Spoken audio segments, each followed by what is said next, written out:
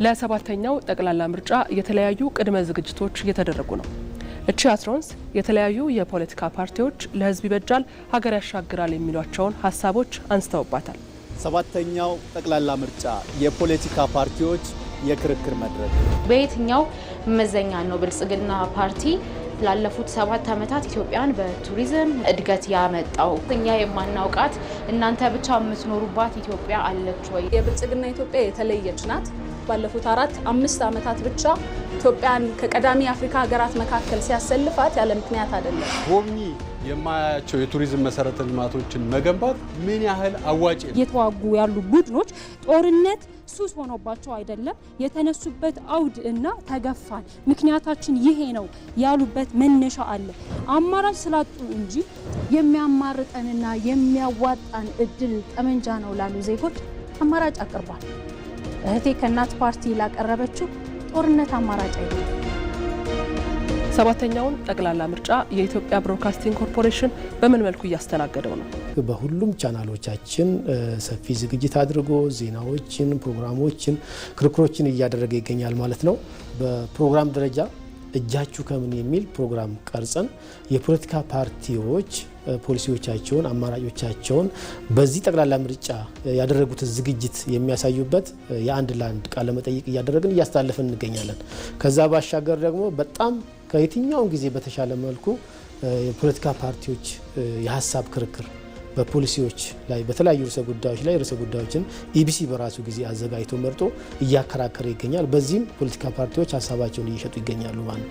ሌላኛው ግን በዚህ በሰባተኛው ጠቅላላ ምርጫ የተለየ የሚያደርገው የኢትዮጵያ ብሮድካስቲንግ ኮርፖሬሽን በአፋን ኦሮሞ ቋንቋ የመጀመሪያውን የፖለቲካ ፓርቲዎች ክርክር ማከናወን ጀምሯል ማለት ነው። ከዛ ውጪ በአፋርኛም በሶማሊኛም በዚህ በቀጣይ ክርክሮችን እናከናውናለን ማለት ነው። ይሄ የኢትዮጵያ ብሮድካስቲንግ ኮርፖሬሽን እንደ ሚዲያ ያለውን ኃላፊነት ለመወጣት እያደረገ ያለውን እንቅስቃሴ ከፍ የሚያደርግ ነው ብለን ነው የምናስበው። የዜጎች ሉዓላዊ የስልጣን ባለቤትነት ማረጋገጫ ከሆኑት አንዱ ምርጫ ነው። ምርጫ የዲሞክራሲ ስርዓት ግንባታን ከማሳለጥ ረገድም አስተዋጽኦ አለው። የኢትዮጵያ ብሮድካስቲንግ ኮርፖሬሽን ሀሳባቸውን ለሕዝብ ለሚያቀርቡ የፖለቲካ ፓርቲዎች እኩል የአየር ሰዓትን በመስጠት ለመራጩ ሕዝብ የጠራ መረጃን እያደረሰ ይገኛል። ኢቢሲ የዘረጋው መድረክ ፓርቲዎችን ከህዝብ ህዝብን ከፓርቲ የሚያገናኝ መድረክ ነው የዘረጋው። በዚያ መድረክ ውስጥ አማራጭ ሀሳቦች ይቀርባሉ። የፓርቲዎች የፖለቲካ ፕሮግራሞች ይተቻሉ።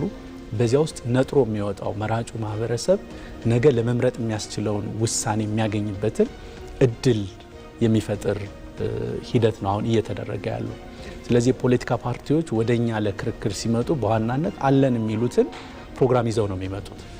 ስለዚህ እሱ ላይ ኢቢሲ እንደ ህዝብ ሚዲያነቱ ሚዛናዊ በሆነ መንገድ እኩል ሰዓት ሰጥቶ ሀሳቦች እንዲፋጩና ሰዎች ምክንያታዊ ምርጫ እንዲያደርጉ መደላድል ወይም እድር እየፈጠርን ያለንበት ሂደት ነው አሁን ያለው። ይህ የፖለቲካ የክርክር መድረክ አግባብ ባለው መልኩ እንዲከወን ኢቢሲ መመሪያ አለው። በተለይ ልዩነትን ከሚያሰፉ ጉዳዮች መጠበቅ ከፖለቲካ ፓርቲዎች የሚጠበቅ ኃላፊነት ነው። ይህንን የክርክር መድረክ ከማድረጋችን በፊት ፖለቲካ ፓርቲዎች ወደ ስቱዲዮ ገብተው ወይም ደግሞ ቀርጻ በምናከናውንባቸው አካባቢዎች ገብተው ወደ ክርክር ከመግባታቸው በፊት ለ30 እና ለ1 ሰዓት ያህል የሚረዝም የጋራ ውይይት እናከናውናለን። ይሄ የጋራ ውይይቱ ምንድነው? ፖለቲካ ፓርቲዎች በክርክሩ ወቅት ሊከተሉት የሚገባ ስነ ምግባር ምን ይመስላል? ለምሳሌ የሀገሪቱን ህገ መንግስት፣ ከህገ መንግስቱ የተቀዱ ሌሎች ህጎችን እንዲያከብሩ ይደረጋል ማለት ነው። ከዛ ባሻገር የኢትዮጵያ ብሮድካስቲንግ ኮርፖሬሽን ኤዲቶሪያል ፖሊሲ አለው። ኤዲቶሪያል ፖሊሲዎች ውስጥ የተከለከሉ ነገሮች አሉ። ኤዲቶሪያል ፖሊሲውን የሚጻረሩ ማንኛውንም ሀሳቦች በክርክሩ ውስጥ እንዳያንጸባርቁ እንወያያለን፣ እንነጋገራለን። ተስማምተን ወደ ክርክሩ የምንገባ ማለት ነው። ለምሳሌ ሃይማኖትን ከሃይማኖት ብሔርን ከብሔር የሚያጋጩ ሀሳቦችን፣ ሁከትና ብጥብጥ ሊፈጥሩ የሚችሉ ሀሳቦችን በክርክሮቻቸው ውስጥ እንዳያንጸባርቁ እንነጋገራለን፣ እንስማማለን። ከተስማማን በኋላ ነው ወደ ክርክሩ የምንሄደው ማለት ነው።